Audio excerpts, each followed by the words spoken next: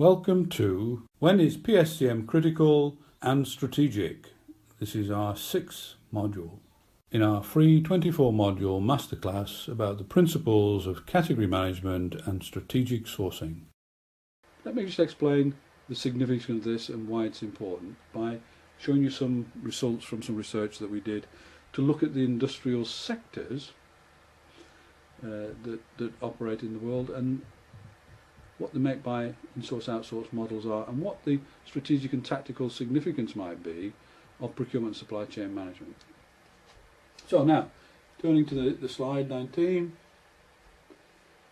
where one key learning for you to think about here is don't benchmark what others are doing, understand the circumstances you're in, and manage appropriately within those circumstances. So let's think about circumstances. Here, I'm not going to go through every one of these sectors in detail, but here we have a number of sectors, final service, automotive, down to aerospace, telecoms, pharmaceuticals. And based on the structure of the argument that we've just had, each one of them generates 100% of revenue. And based on Standard & Poor data, we've actually said, what's the basic in-source, outsource model? 25% in-source, 75% out, 60 in-source, 40% outsource. And what's the normal cost of sales and then profit margins in these organisations operating in these sectors. Now, it's very important that you understand that when we generalise like this, the firm or organisation you work for may fall within these sectors and have a very different make-buy and cost of sale and profit return. This is general data based upon available Standard & Poor data that we looked at over the last few years, and it generalises for each sector. So don't get hung up on whether my organisation is not the same as these general average performance figures seem to indicate. Just take it as read that this is basic data. Some of it will now be out of date because things move on in business. But looking at data over a 10-year period from Standard & Poor, we generalised about the structure of industrial sectors. And one of the things that we're trying to do, if we return to the slide now, is to say some sectors, and of course these circumstances can change, financial services making very high returns when this data was collected, automotive not making very high returns, 3%, food and retailing 4%, pharmaceuticals 25% in general over a 10-year average, and so on. And then we actually tried to look at what the consequence of a 10% cost reduction would be given the revenue, cost of sale, profit margin for this in-source, outsource, make-buy structure using the same logic as before. And then by looking at what the bottom line performances would be internally and externally, we're able to extrapolate from that and ask the question, looking at sort of low to very high, what would be the relative strategic importance of purchasing and supply chain management? And so the logic here is, in automotive, low profits, 10% cost reduction externally generates 8.25% improvement. The significance of procurement supply will be very high. Similarly in food and retailing, with very low profits, external resource management will generate 8.64%, so the significance again is very high. In aerospace, 2%, you could do the external 10% cost reduction would generate 7.35%, so very, very high again. And if we go on to the next slide, we look at software services, tobacco products, construction and so on, contract manufacture. Using the same logic, we can see that in consulting services, very high profit margin, cost reduction would generate a very low return. The same is true for software services. So low or very low would be the assumption we'd make about the strategic importance of procurement and supply chain management. Well, what does this mean? So let's turn to the slide and the matrix. So on the x-axis we have the percentage of outsourced third-party spend. This simply means the percentage of spend, of supply spend that is with third parties as opposed to in-sourced. If you have no third-party spend, you are a vertically integrated company, and that means you don't have any suppliers. If you have 100% of spend outsourced, you are a virtual company because you don't do anything internally and you are completely outsourced. Now clearly, no company in the world is completely vertically integrated, although some companies have historically got quite close to it. Ford Motor Company, when it started, because there were very few suppliers to provide any of the things that they needed, was a heavily insourced organisation. Not only did it make its own steel and fabricate the steel, it also generated its own paint, and it even owned the rubber plantations from which it shipped rubber to be turned into tyres in its factories. Now, no car manufacturer today has the same business model, because over the 100 years or so since the development of the Ford Motor Company, it's been possible for suppliers to develop more efficient ways of doing things and allowed Ford and other car manufacturers, often led by Japanese practice, to outsource increasingly to third-party suppliers. And as that's happened, if we go back to the slide, companies which may have been heavily insourced, that means that 90%, 80%, 70%, 60%, 50% of what they do is insourced and the rest is outsourced, have been moving in the direction of being more and more outsourced. And so that they become much more virtual companies. They buy most of what they do from third-party suppliers and only have a very small part of what the activities of the organisation are internally managing resources or creating supply. Most things are done by suppliers. So that's the x-axis. Going back to the slide, if we look at the y-axis, this is indicating the profit margins made by the organisation, the company, when it does business. So a company can make no profits, and although we haven't gone up to 100% because most companies don't do that, this shows that some companies can make very high returns, others make low returns. Now, the reason for providing this matrix across these two variables on the x and y axes is because I believe it shows us where it is that some organisations, or why it is that some organisations are strategically important and others are not, when it comes to the purchasing and supply chain function. If we just look at this matrix, by dividing the matrix into four, we create four cells, A, B, C and D. So, cell A means transactional, and in transactional, this means that the organisation has a very high profit margin and is heavily insourced. So if we look at the companies, organisations in A, we can see that professional services companies, legal services, consultancy services and the like, wholesale financial services, although these circumstances can change, but generally speaking wholesale financial services historically, software services and houses, tend to be organisations which are heavily insourced. Only 10% of what they spend is with third-party suppliers, but tend to make good returns. Transactional organisations, procurement supply chain is normally of very low strategic significance. But what about quadrant B? In quadrant B, which is the cyclical quadrant, let's turn back to the slide, the cyclical quadrant B, these are companies that are heavily outsourced but make very high returns. So why are they seen as cyclical? Well, in some of these industries, because profits can move up and down with high demand and low demand in booms and slumps, the profit returns of companies in this segment sometimes are high, sometimes decline. And as we go back to the slide, you'll see if the E&P oil and gas business can make 50% returns or more, up to 80% in a boom period, EP oil and gas, if the oil price falls, can find itself moving slowly downwards into low profitability and into the D quadrant, which we'll come to in a moment, which is known as critical, where the role of procurement supply chain is of strategic importance always. Cyclical means that we have low or medium strategic significance most of the time, because although the business is outsourced, the profit returns are very high, which means that the bits that are insourced are incredibly strategically important to the organisation, and PSCM is not normally seen as of strategic importance. However, if oil price falls, in the case of the oil and gas industry, or if profits start to fall, given the outsourced nature of what's done, then it's clear that the strategic significance can change, because the industry starts to move from that cyclical quadrant in the right to the bottom right hand corner into the critical box. We turn back to the quadrant now and look at cell C, quadrant C, which is the operational cell. We have mainly in-source, although it can get to 50% on the cusp of being more outsourced, but not as good returns. And the industries within this type of quadrant tend to operate in the operational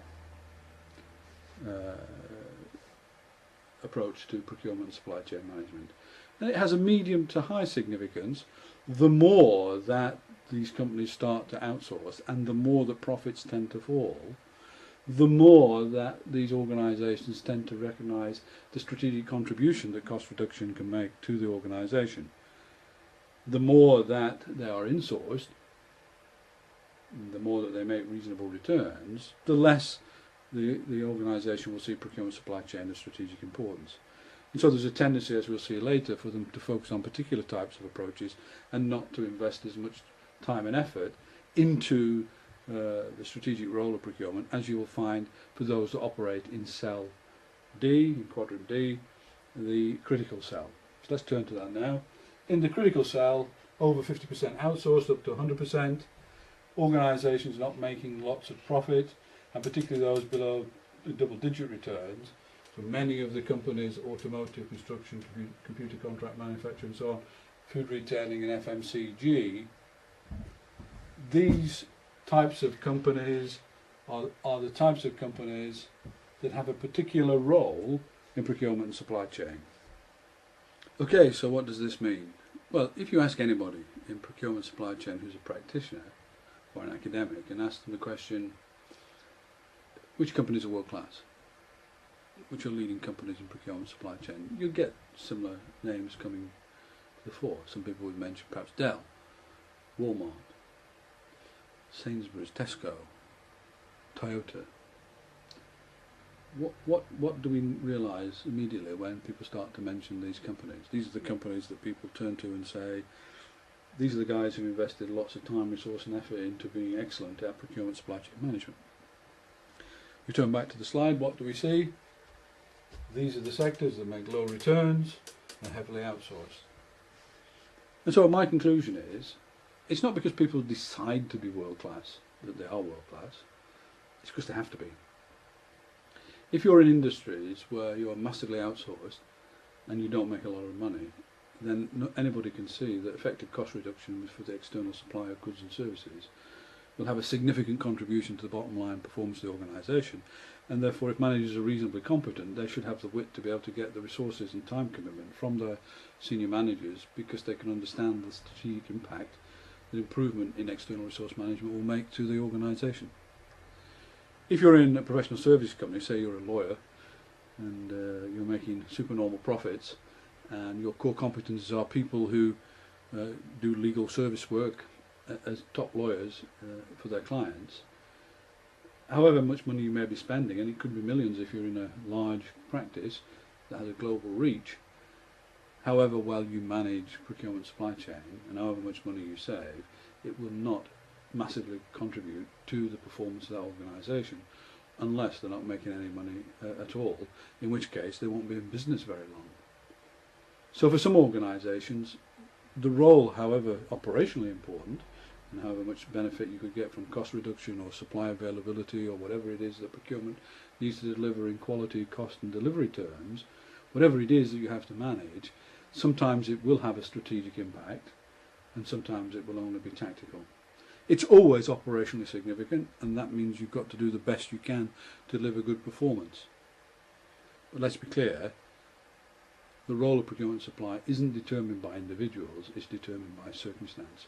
Individuals have an impact because smart individuals in the right circumstances can have a strategic impact.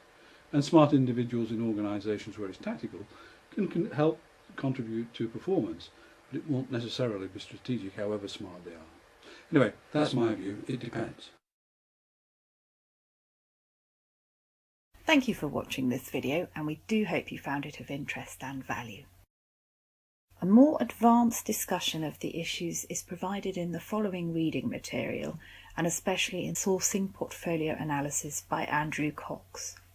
This book is available from www.amazon.co.uk.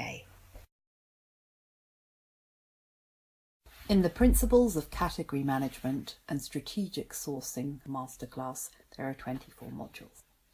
These 24 modules are available to view within 5 sections. An introduction module.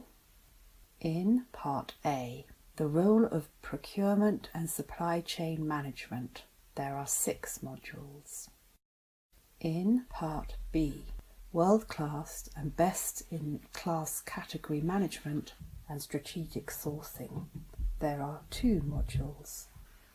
In Part C, the activities and tasks in a world-class category management and strategic sourcing process, there is 1 module.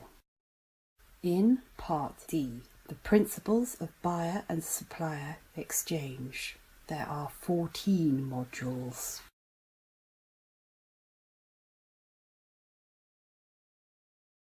For those interested in reading more widely about the topics in this masterclass, the following articles and books are recommended. All books are available from Amazon UK. Electronic copies of the slides in this masterclass are available to purchase from IIAPS by contacting info@iiaps.org. This shows a list of practitioner and academic articles about PSCM, category management and strategic sourcing. This shows a list of books about PSCM, category management and strategic sourcing. To ensure the successful implementation of the PSCM transformation, IIAPS provides consulting support to embed learning by doing, and also to fast-track desired improvements in performance. Our primary consulting service support is the QV Strategic Sourcing Challenge Workshop.